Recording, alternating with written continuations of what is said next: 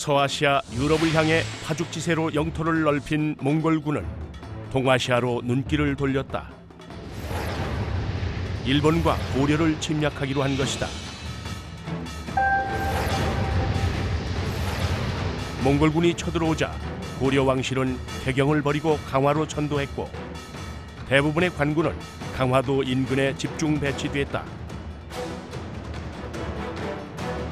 자연히 다른 지역에서 전투가 벌어지면 승군이나 민군 중심으로 전투를 치를 수밖에 없었다.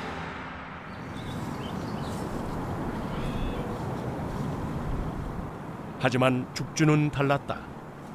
죽주 방호 별감 송문주와 관군들 그리고 산성으로 피난한 죽주 백성들이 한마음이 되어 전투를 치러냈던 것이다.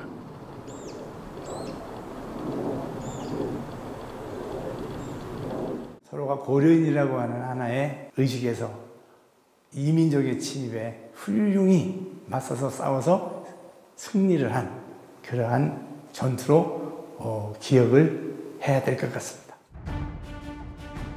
몽골의 3차 침략을 막아낸 죽주성 전투. 풍전등화 같던 죽주산성을 지켜낼 수 있었던 것은 민관군이 한마음으로 싸웠기 때문이다.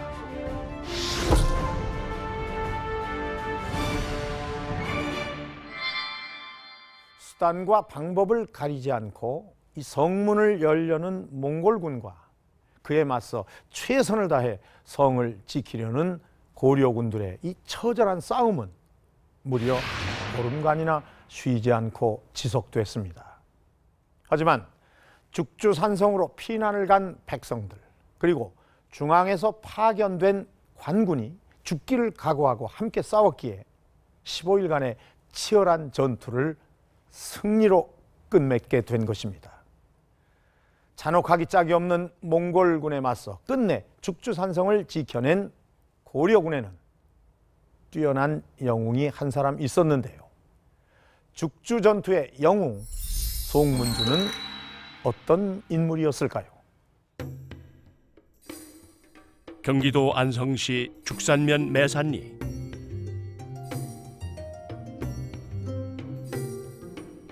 이곳에 고려시대의 것으로 추정되는 높이 3.9m에 달하는 석불이 있다.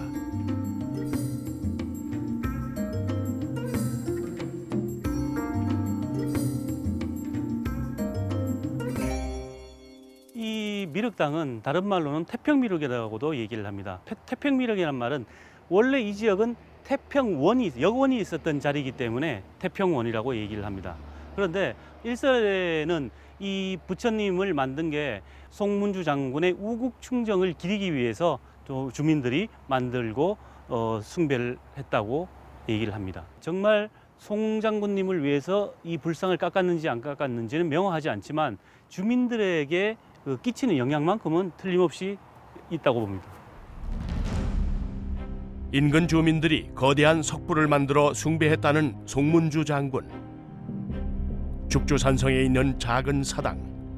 이곳 역시 죽주 전투를 승리로 이끈 송문주 장군을 모시는 곳이다. 송문주를 영웅으로 만든 것은 몽골의 1차 침입 때 있었던 귀주성 전투의 경험이었다. 가장 짧은 기간에 가장 넓은 영토를 차지했던 몽골 제국.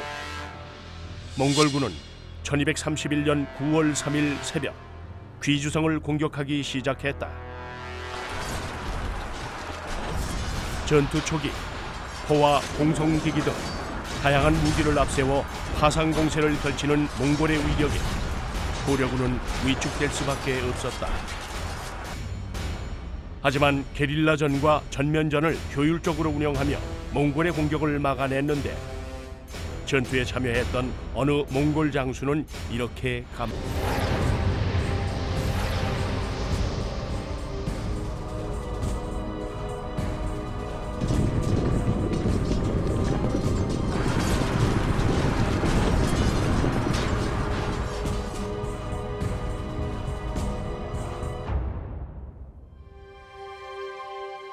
귀주성에서 큰 공을 세운 송문주는 몽골이 세 번째로 침공해오자 방호 별감으로 임명돼 죽주에 파견됐다.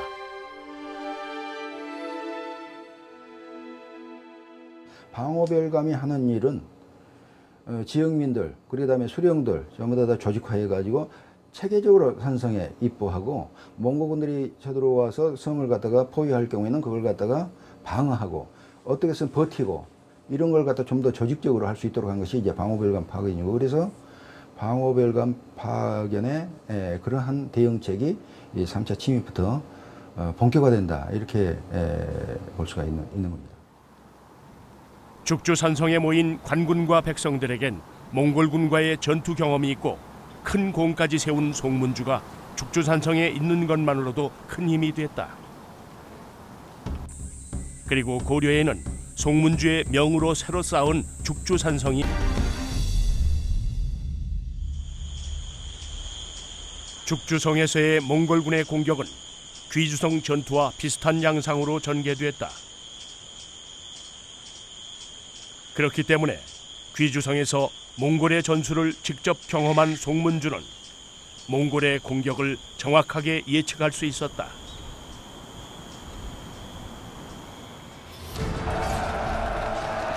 송문주는 전투가 시작되기 전에 군사들을 불러 모았다.